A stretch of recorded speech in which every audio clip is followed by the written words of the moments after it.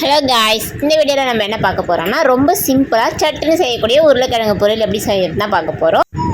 So ரொம்ப உடனே டக்குன்னு செய்யக்கூடிய இந்த உருளைக்கிழங்கு பொரியலை நம்ம செஞ்சிடலாம். அதுக்கு என்னென்ன தேவைன்னா, ஃபஸ்ட்டு வானல் சூடானதும் அதில் ஆயில் விட்டு கடுகு போட்டு கருவேப்பிலை போட்டுக்கணும். தோல் சீவி கட் பண்ணி வச்சுருக்கிற உருளைக்கிழங்கு போட்டு கொஞ்சம் நல்லா கிளறி எடுத்து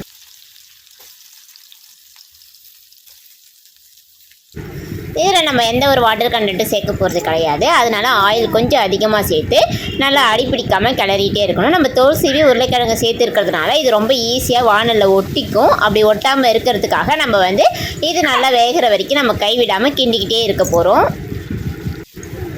இப்போ உருளைக்கிழங்கு எல்லாம் எண்ணெயில் கொஞ்சம் மிக்ஸ் ஆனதும் இப்போ நம்ம இந்த பொரியலுக்கு தேவையான மசாலா பொருள் ஆட் பண்ண போகிறோம்.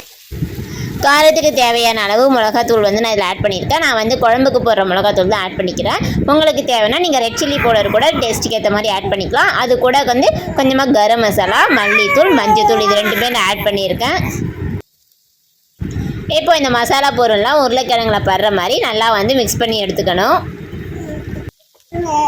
உருளைக்கிழங்கோட சேர்த்து இந்த மசாலா பொருளெல்லாம் நல்லா வதக்கி எடுத்துக்கணும். வதக்கி எடுத்துட்டு மூடி போட்டு மிதமான தீயில வேக வச்சிடணும். அதாவது ஒரு 10 நிமிஷம் வரைக்கும் சிம்மிலே வேக வைக்கணும்.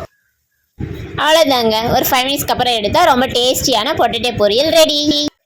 இந்த வீடியோ பிடிச்சிருந்தா லைக் பண்ணுங்கள், ஷேர் பண்ணுங்கள், கமெண்ட் பண்ணுங்கள்.